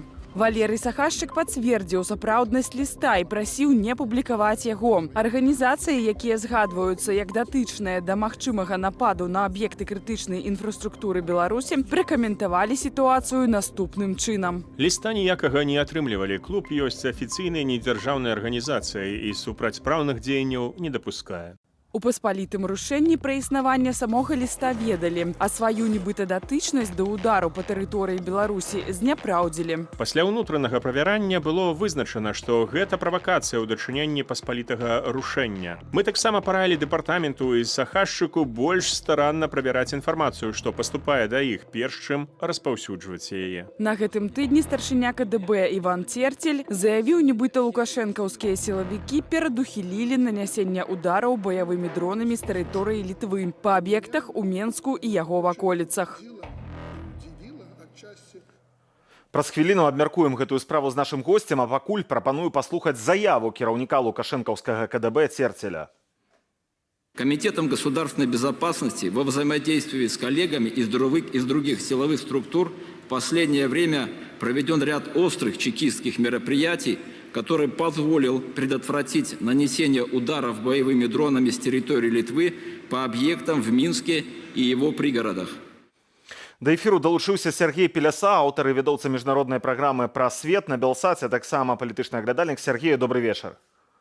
Добрый вечер, дякую за запрошение. Сергею, маем факт. Одна і тая ж інфармацыя пра падрыхтоўку удару паветранай атакі дронам на нейкі беларускі аб'ект з тэрыторыі Украіны, Літвы ці Польшы аказалася і ў руках міністра ў кабінеце Святланы Ціханаўскай Валерыя Сахашчыка, і ў руках лукашэнкаўскага кіраўніка КДБ Церцеля. Я тут асабіста бачу два варыянты. Першы, гэта Сахашчыку гэту інфармацыю якраз па лініі КДБ закінулі, ён у яе паверыў, вось так напісаў гэты ліст, і гэта кепска, канешне, што ён у яе паверыў. Але ёсць другая версія. Другая версія, гэта сярод прадэмакратычных сілаў ёсць крот, які злівае ўсю гэтую інфармацыю ў КДБ. Гэта хіба што яшчэ горш. Якую версію ты больш верыш? Калі выбіраць гэтую версію, то я выбраў першую, канешне. Гэта выглядае на аперацыю, скажем так, то, што цяпер модна казаць ІПСОТ, інфармацыйна-псіхалагічная спецаперацыя. Ну, гэта гучна сказана. Насамрэч, гэта, мне здаецца, спроба кампраметацыі, шматузроўневай кампраметацыі Валерія Сахашчыка і ягонага дэпартамента нацыянальнай бяспекі, то бок фактычна Міністэрства абароны альтэрнатыўнага Беларусі. Это спроба кампраметацыі беларускіх мілітарных і парамілітарных арганізацый, добраахвотніцкіх, паспалітага рушэння, літвінаў. Што я маю на ўвазе? Заявы Церцеля, вось пра гэтыя дроны, іх жа нібыта некалькі дронаў было, так? Яны не на пустым месцы. Давайте узгадаем удар дронам по самолете А-50 расійскім у Мачулішчах. Гэта менавіта было у прадмесцях Менска. У Менску і ягоных прадмесцях, так? Тады гэта гісторыя, яна была насамрэч. То бок мы можам не ведаць всіх дэталяў, але яна на самой справе была, да, быў удар дронам, а можа быць некалькімі дронамі па самалёце расійскім у Мачулішчах пад Менскам. Гэта было. То бок гэта не зусім на пустым месцы. Але што робіць Церцель? Церцель кідае цень і на Сахашчыка, і на паспалітае рушэнне, і на літвінаў. Сахашчык прадстаўляецца цяпер, напрыклад, на тэлеграм-каналах падкантрольных спецслужбам Лукашэнкі пішуць: глядзіце, змагары, вось Сахашчык пацвердзіў тое, што Церцель заяўляў. Уяўляеце сабе?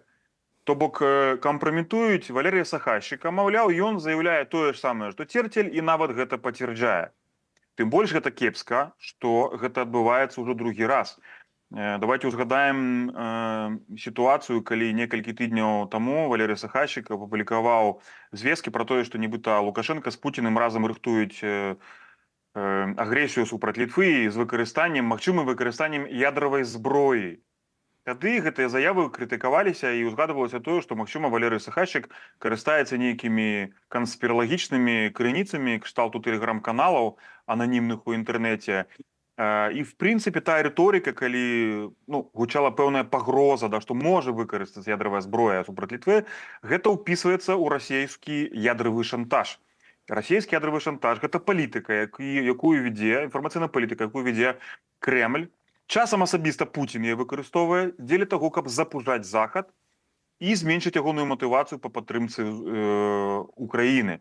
То бок вось таким чынам Сахашчыка Сергей, я хочу сказать, что Валерий Сахашчыка нават не другі раз спрабуе скампраметаваць. Узгадаем гісторыю з ягоным расійскім грамадзянствам, з ягонай падзякай ад беларускага ці то КДБ, ці я ўжо не памятаю ад нейкай структуры. То бок увесь час гэтыя ўкіды адбываліся.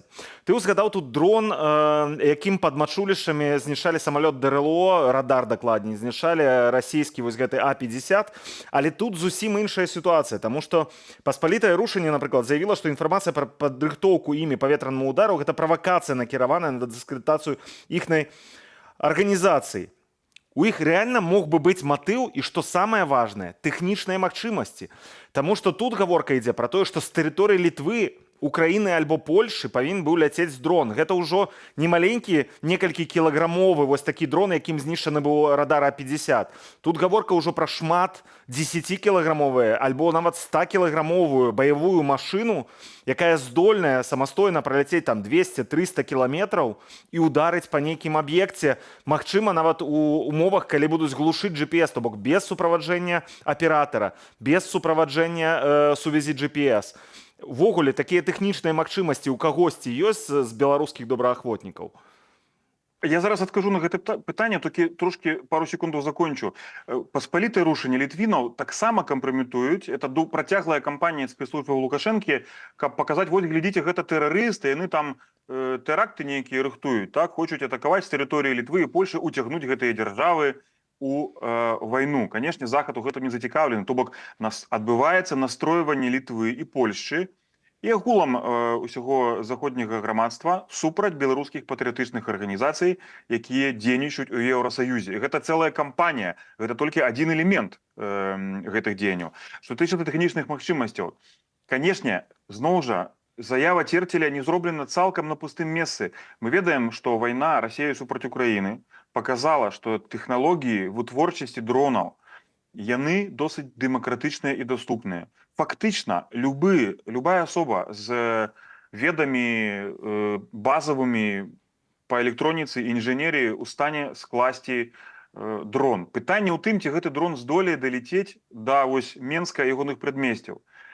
Калі паглядзець на мапу, то мы бачым, што з тэрыторыі Украіны да мазырскага НПЗ, нафтаперапрацоўчага завода, 35 кіламетраў у прамой лініі.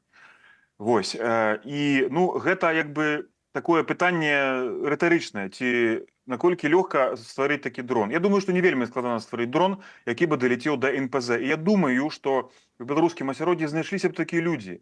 Іншая справа, што ніхто гэтага рабіць не будзе. А вось хто можа гэта зрабіць, это могуць зрабіць спецслужбы Лукашэнкі, то бок правесці так званую аперацыю пад чужым сцягам. То бок падшыцца пад паспалітае рушэнне, запісаць відэо дзе-небудзь, так? У амерыканскай форме мультикам с нашивками, с погоней, заявить, что мы паспалітае рушэнне, якая там харугва. Мы зараз отправляем дрон, каб атаковать, там, не ведаю, БЛС альбо НПЗ у Мазыры. І гэта падаецца, як бы гэта зрабілі беларускія патрыятычныя арганізацыі. Вось такая аперацыя, я бы гэтага не выключаў, але верагоднасць яе малая, таму што гэта вельмі сур'ёзная правакацыя. І я думаю, што гэтую правакацыю нават і ў Маскве не падтрымаюць. Таму пакуль што я бы абмяжоўваўся тым, што гэта псіхалагічная гульня, спроба справакаваць і нават перасварыць паміж сабой. Вядома, што спецслужбы Лукашэнкі дзейнічаюць такім чынам, што яны убіваюць клін паміж арганізацыямі, так, прабуюць іх пасварыць. Вось уже пачаліся патрабаванні ад Сахашчыка з боку паспалітага рушэння ці літвінаў, каб зняпраўдзіць гэтую інфармацыю, так, папрасіць прабачэння нават, і вот сёння бачыў відэо прадстаўніка літвінаў. Ну, тут як бы мэты досыць зразумелыя. Тэхнічна атака такая магчымая, але матывацыі няма, гэта было б вар'яцтва. І, зрэшты, літвіны гэтую інфармацыю знепраўдзілі у інтэрнэце, а паспалітае рушэнне на сайце Белсата у публікацыі, прысвечанай гэтаму лісту Валерыя Сахашчыка, таксама знепраўдзіла, яны не маюць такіх планаў, так, і назвалі, што гэта проста правакацыя ў іхны бок. А, дарэчы, мы ўсё ж такі запыталіся у Літве і ва Ўкраіне, што было б, калі б беларуская нейкая група ўсё ж такі здзейсніла такі ўдар. Давайте паслухаем экспертаў з Украіны і Літвы і пазней вернемся да размовы. вооруженная какая-то организация, несанкционированная на территории Литвы, наносит военный удар по другой стране. Так это однозначно, это есть криминальное преступление. И, скорее всего, это будет поднято как террористический акт, и полиция, и прокуратура, и суды будут, естественно, реагировать как на террористов. На сегодняшний момент, конечно, никакие действия там каких-то там добровольцев, там белорусских, еще каких-то подобного плана, скорее всего, невозможны на территории Украины со стороны и военного командования, и там политического руководства. Они не будут санкционированы. Сергей, вось эксперты таксама лічаць, што хіба што такі удар мала магчымы, але затое кажуць, што гэта будзе ўспрынята як акт тэрарызму, так, з іншага боку. Але давай ўсё ж такі уявім сабе. Знаходзіцца нейкая група. Можна зараз абстрагавацца, як ты казаў, што гэта нават можа быць правакацыя. Такі удар адбываецца, магчыма, ён не мае нейкіх сур'ёзных наступстваў, таму што рэжым сам яго здзяйсняе, не хоча наступстваў мець вялікіх. Што адбываецца, якая рэакцыя, навошта гэта будзе Менску, як яны зарэагуюць, як зарэагуе Кремль і як на дэмакратычныя сілы, якія знаходзяцца зараз на захадзе, зарэагуюць партнёры у тым жа заходнім свеце, калі яны будуць лічыць, што гэта здзейснілі беларусы. Ну, я думаю, што на захадзе все цудоўна разумеюць, што гэта не будуць беларускія дэмакратычныя сілы ці, скажем так, узброеная частка беларускага нацыянальна-вызвольнага руху. Гэта Ну вось Валерый Сахашчык нават сам у гэта верыць. Нават ён кіруе ліст, у якім як бы кажа, што гэта магчыма, то бок ён верыць. Вось гэта пытанне даспадара Валерыя Сахашчыка, чаму ён гэта верыць. Я думаю, што так як і паспалітае рушэнне, я бы параіў яму паглядзець вакол сябе, хто яму такую інфармацыю падказвае, і прыглядзецца да тых асобаў, якія вось паставілі Валерыя Сахашчыка ў такую незручную сітуацыю, дзе ад яго патрабуюць прабачэння, як у афіцэра. А наконт вяртаючыся наконт рэакцыі, ну тут ёсць два варыянты, я думаю. Першы варыянт, натуральна, гэта можа быць выкарыстаны казус белли для пачатку вайны. Мы ведаем, што таталітарныя рэжымы любяць вельмі такія фейкавыя аперацыі па чужым сцягам. Так пачалася другая светная вайна з атакі на радыёстанцыю ў Глівіцах. Так пачалася і вайна Савецкага Саюза супраць Фінляндыі, калі Савецкі Саюз сам абстраляў сваю ж вёску, а потым заявіў, што гэта фіны зрабілі. Тут таксама можа быць такі абстрэл НПЗ, але я думаю, што дрон на НПЗ этого недастаткова дзеля таго, каб пачалася вайна. Я думаю, што асабліва ніякай рэакцыі не будзе, тым больш з боку Расіі, таму што гэта не тэрыторыя Расіі. Расія нават не рэагуе ніяк асабліва на атакі па сваёй тэрыторыі. А што ўжо казаць, калі будзе атака па тэрыторыі Мозыря? Я не ўяўляю сабе, то Лукашенко дасць загад у адказ выслаць дроны ці падагнаць паланэзы пад Калінкавічы і выстреліць па Кіеве. Я з цяжкасцю сабе ўяўляю, але все цячэ, все мяняецца, і гэтая рыторыка можа ў пэўны момант пераўтварыцца у нешта больш сур'ёзнае. Таму вельмі важна зняпраўджваць інфармацыю і таксама правяраць крыніцы, адкуль гэтая інфармацыя прыходзіць, дзеля таго, каб не даводзіць да вось такіх правакацый, якія могуць быць. Сергею, дзякуй вялікі за гэты аналіз, сапраўды грунтоўны. Сергей Пеляса, аўтар і вядучы міжнароднай праграмы «Прасвет» на Белсаце, а таксама палітычны аглядальнік. Добрага табе вечара. Дзякуй. Цяпер сама час вясновага прызыву. 23 красавіка ў Беларусі пачалі адпраўляць прызыўнікоў на тэрміновую службу.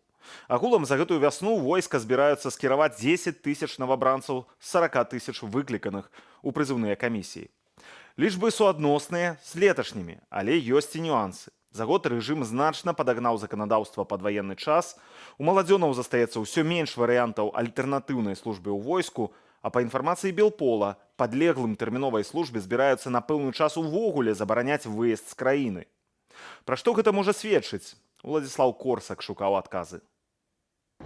Крыніцы Белполу ў Мінабароны сведчаць, рэжым збіраецца забараніць выезд з Беларусі мужчынам з 18 да 27 гадоў, якія падлягаюць прызыву на тэрміновую вайсковую службу, стаяць на вайсковым уліку і не залучаныя ў запас. Абмежаванне будзе дзеяць на час прызыву. Мы не хотим так, чтобы нас застали неожиданно, зненацку. У Беларусі два такія перыяды: восеньскі і вясновы прызывы. Кожны доўжыцца каля 4 месяцаў. Калі інфармацыя Белполу спраўдзіцца, згаданая катэгорыя мужчынаў не зможа выязджаць з краіны цягам блізу 8 месяцаў на год. Готовятся, то есть к определенным каким-то событиям. Это не означает, что Беларусь, как некоторые источники говорят, что там буквально сейчас, в нынешний момент, в течение 7 дней, месяца нападет на Литву, на и другие страны НАТО, Евросоюза или еще что-нибудь, но есть очевидные такие шаги, как промышленности, так и мобилизации, и вооруженных сил, где они на ближайшие годы как минимум повышают градус. Летась Палата прадстаўнікоў у другім чытанні прагаласавала за скасаванне адтэрмінавання службы ў войску для студэнтаў. Гэта закранула ў тым ліку беларускіх студэнтаў расійскіх ВНУ. Сёлета з'явіліся паведамленні пра выпадкі ўручэння позваў студэнтам напярэдадні абароны дыплому. Маці студэнта з Берасцейшчыны сведчыць, позвы ў ваенкамат ейны сын і яшчэ некалькі прапісаных у горадзе выпускнікоў нечакана атрымалі ад выкладчыкаў. Фактычна, прымусова. И он пришел, и она ему, значит, эту повестку. Он говорит, я не буду брать, а что это вы мне вообще даете повестку? Ну, начала, естественно, запугивать, как они умеют. Что я сейчас позвоню в военкомат, скажу, что ты отказываешься, а он и так был в шоке. Ну и все, взял эту повестку. Дрэнныя зрок і плоскаступнёвасць выдалілі са спісу хваробаў, што не дазваляюць несці вайсковую службу. Акрамя гэтага, новы закон аб нацыянальнай бяспецы прадугледжвае рассылку СМС ваенкаматамі і органамі дзяржбяспекі. Цяпер такія паведамленні будуць лічыцца афіцыйнаю позваю падчас прызыву на вайсковую службу ці ў ваенны час. Прапусцілі СМС-ку, можаце атрымаць штраф ці сесці на тэрмін да 7 гадоў. Толькі сілавымі структурамі, сілавікамі яны трымаюць тое, што назавецца там парадак, значыцца, вось, да, там дысцыпліна, ўсё гэта вось менавіта і ёсць у сэнсе тых дысцыплінарных практыкаў, якія існуюць і ў турмах, і ў арміі. Вось зараз адукацыйная сістэма набліжаецца да гэтых інстытутаў ужо не ў метафарычным, а ў такім буквальным сэнсе гэтага слова. Наўрад ці нават прыхільнікі Лукашэнкі будуць у захапленні ад забароны на выезд і масавага пабору ў казармы. Калі пачаць з такімі абмежаваннямі, сказаць людзям, ну выязджаць вы ўжо не будзеце. І так ужо цяжка выязджаць, а тут мы вам гэта адменім. Нікуды ўжо больш не паедзеце, асабліва маладыя людзі, у нас прадваеннае становішча. Ну, гэта можа гэтую вонкавую стабільнасць дрэнна на яе паўплываць. Апошнімі гадамі рэдкі выступ Лукашэнкі абыходзіцца без мілітарысцкіх заяваў. Но в данный момент тебе придется противостоять Балтийским республикам. И часть Польши ты прихватываешь? Там небольшую. Северную часть, да? Такім чынам, важная мантра, абы не было вайны, імкліва губляе актуальнасць. Абы толькі гэта не было ад безвыходнасці, у якой апынуўся Лукашенко. Тут, там что-то произошло, а он молчит. Можа, ён ведае, што ніякай іншай магчымасці няма, што прыйдзецца ўжо ваяваць, што пытанне вырашана. Магчыма, ён гэта ведае, магчыма, яго ўжо паведамілі, ці ён сыходзіць з таго, што пытанне вырашана. І ў такой становішчы, ну, ўжо не асабліва будзеш разглядаць папулярныя мерапрыемствы, непапулярныя. Робіш тое, што ў дадзены момант з твайго пункта гледжання патрэбна рабіць. Маладым людзям, якія не жадаюць удзельнічаць у магчымых ваенных авантурах рэжыму, прадстаўнікі Белполу раяць усімі магчымымі спосабамі унікаць прызыву ў войска. Уладзіслаў Корсак, Белсат. Першае выключэнне са спісу экстрэмісцкіх матэрыялаў. Прэцэдэнт адбыўся ў гомельскім абласным судзе. Зборнікі твораў беларускага класіка Вінцэнта Дуніна-Марцінкевіча рэжым Лукашэнкі больш не лічыць экстрэмісцкай прадукцыяй. Важныя навіны тыдня у кароткім аглядзе за 100 секундаў. Совет міністраў загадаў беларускім айцішнікам стварыць уласную аперацыйную сістэму, браузер і офісны пакет. Выкарыстоўваць беларускі Windows, Chrome і Microsoft Office плануюць у дзяржаўных арганізацыях. Такім чынам, рэжым Лукашэнкі збіраецца забяспечыць лічбавы суверэнітэт краіны, то бок здабыць незалежнасць ад імпартных рашэнняў і магчымасць мадыфікаваць прадукт пад унутраныя патрэбы. Тэрміны рэалізацыі праекту не ўдакладняюцца. Лукашенко подписал закон о прадпрымальніцкай дзейнасці. Згодна з ім весці справу або зарэгістраваць ІП з 1 кастрычніка змогуць не ўсе, а толькі тыя, чый від дзейнасці прапісаны ў адпаведным спісе Савету міністраў. Астатнія індывідуальныя прадпрымальнікі да канца 2025 года мусяць зарэгістраваць юрыдычную асобу паводле спрошчанай сістэмы або згарнуць сваю дзейнасць. У Гомлі распачаўся новы суд у так званай справе Ціханаўскага. Прадстаўнікі рэжыму вырашаюць лёсы рэчавых доказаў фігурантаў справы Сергея Ціханаўскага, Міколы Статкевіча, Ігора Лосіка, Владзіміра Цыгановіча, Дмітрия Папова, Артёма Сакава, якіх пакаралі тэрмінамі ад 14 до 18 гадоў калоніі, на працэс не прывезлі. На вучэннях пад Барановічамі загінуў вайсковец, паведамілі ў аб'яднанні былых сілавікоў «Байпол». Гаворка пра камандзіра батарэі 11-й асобнай механізаванай брыгады, якая дыслакуецца ў Слоніме. Гэта старэйшы лейтенант Сергей Талатыннік, 1999 года нараджэння. Паводле «Байпол» афіцэр мог пайсці з жыцця праз самагубства цягам вучэнняў на Абус-Лясноўскім палігоне. У ліцэі Беларускага дзяржаўнага універсітэту стварылі вайскова-патрыятычны клуб з паказальнай назвай «Дзяржынец». Падчас вучэнняў на палігоне «Белая лужа» дзяцей вучылі страляць, класціся пад танк, аказваць медычную дапамогу. У перспектыве ліцэю збіраюцца надаць імя Фелікса Дзяржынскага.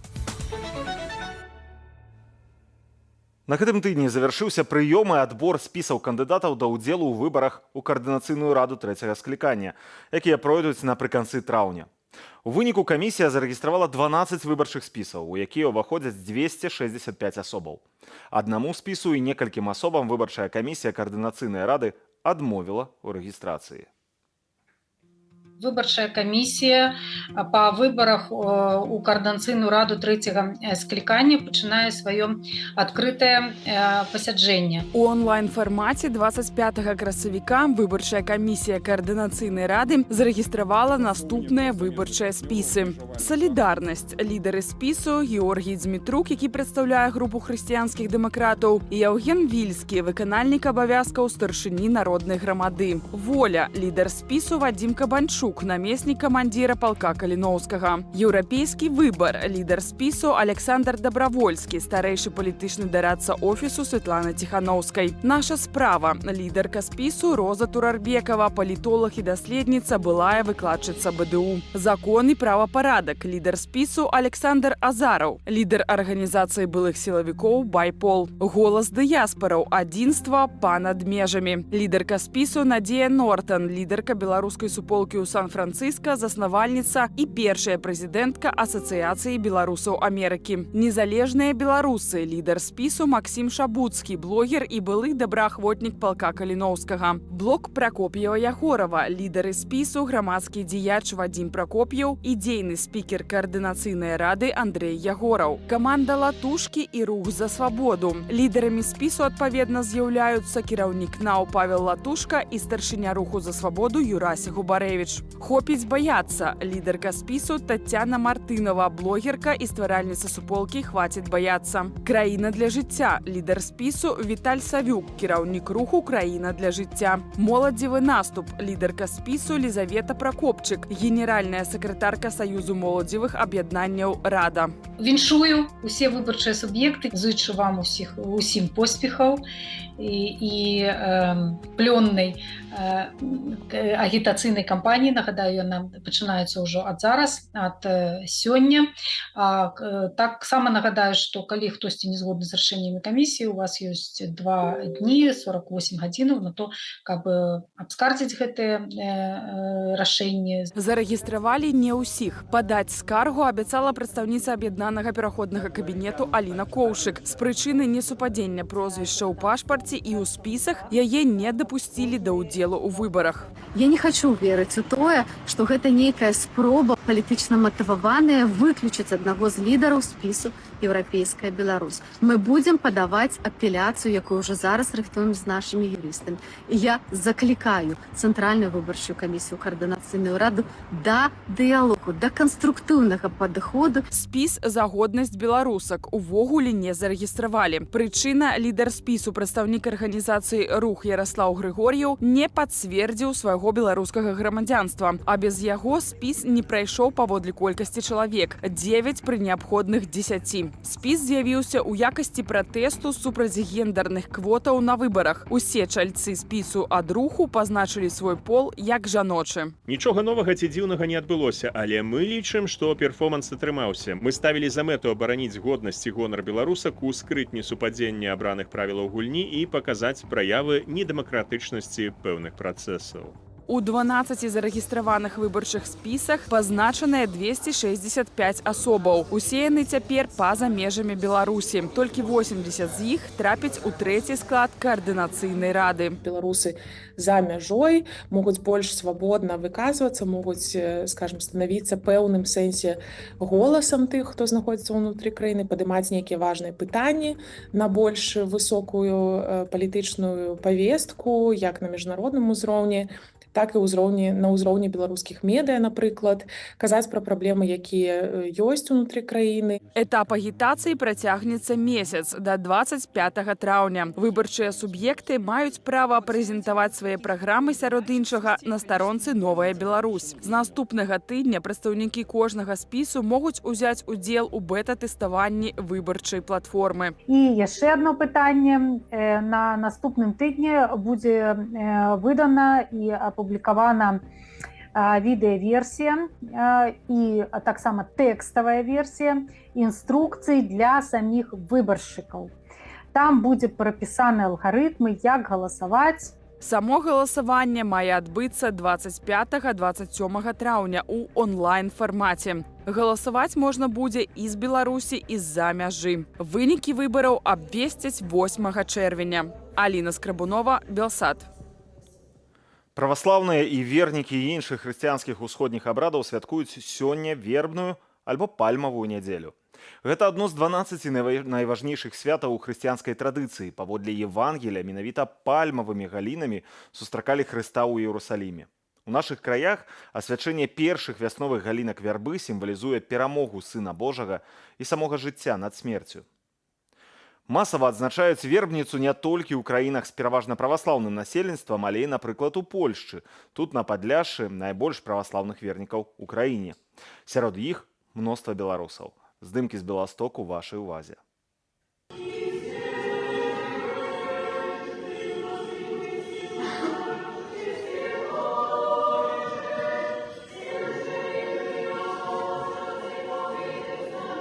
Вербная нядзеля гэта тое свята, якое набыло для мяне яшчэ адзін асаблівы сэнс. Гэта тое, што звязвае мяне з домам.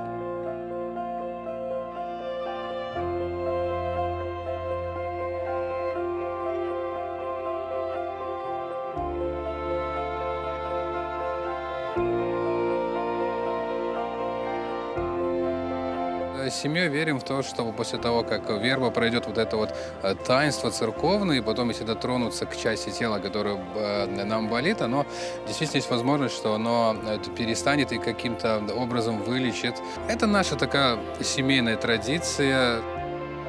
Гэта ж як сімвал, і яна акрапляецца святой вадой. Ось, святая вода надае сілу цудадзейную. Ну і будзем спадзявацца, што сапраўды гэта так.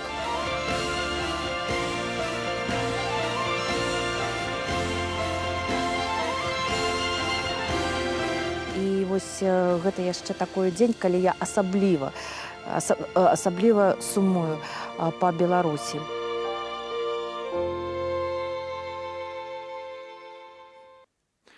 На наступным тыдні 1 траўня, калі беларусы будуць адзначаць дзень працы, Польшча, Літва, Латвія, Эстонія, Чэхія, Кіпр, Мальта, Славаччына, Славенія і Угоршчына будуць адзначаць іншы важны дзень.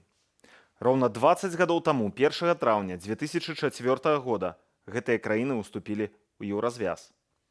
Няма сэнсу тлумачыць, як гэта паўплывала на развіццё гэтых дзяржаваў і дабрабыт іхных жыхароў. Еўразвяз – гэта не толькі грошы, гэта самыя высокія стандарты, законы, адукацыя, медыцына і, канешне ж, бяспека. Калі ў 2004 годзе ўсе гэтыя краіны ўваходзілі ў Саюз, нашыя суседзі па паказніках былі недалёка ад Беларусі. Сёння паміж намі прорва. Польшча ўся ў новых аўтабанах. У Варшаве выраслі дзясяткі хмарачосаў. Узровень жыцця ў некалькі разоў вышэйшы за нас. У Літве з насельніцтвам у 3 мільёны чалавек і тэрыторыі ў 3,5 разы меншай за Беларусь вырошчваюць такі ж ураджай, як і ў нас. Беларусь з улікам усёй дзяржаўнай падтрымкі ў гэтую галіну экспартуе харчовых прадуктаў на 8 мільярдаў долараў, а маленькая Літва на 7. Тое ж самае тычыцца і валавага ўнутранага прадукту. Не верце хлусні прапаганды, што там усё распрадалі і раскралі. Бо калі б гэта было праўдай, то як патлумачыць тое, што ў 3 разы большая Беларусь мае аднолькавы ВУП з Літвой?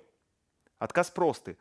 За 20 гадоў у еўразвязе літоўцы навучыліся працаваць у 3 разы больш эфектыўна, чым беларусы.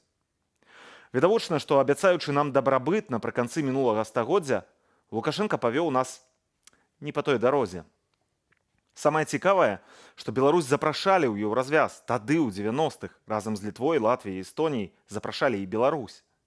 Але Лукашенко паставіў на Расею. Можна сябе сёння пашкадаваць і паразважаць пра тое, як бы мы сёння жылі, калі б не...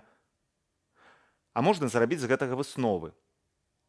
Можа, калі ў нашых суседзяў атрымалася, у нас таксама можа атрымацца. І з гэтым пытаннем пакідаю вас на сёння. Зычу вам добрага вечара, удалага новага тыдня. З вами быў Ігор Кулей. Да сустрэчы ў эфірах на Белсаце.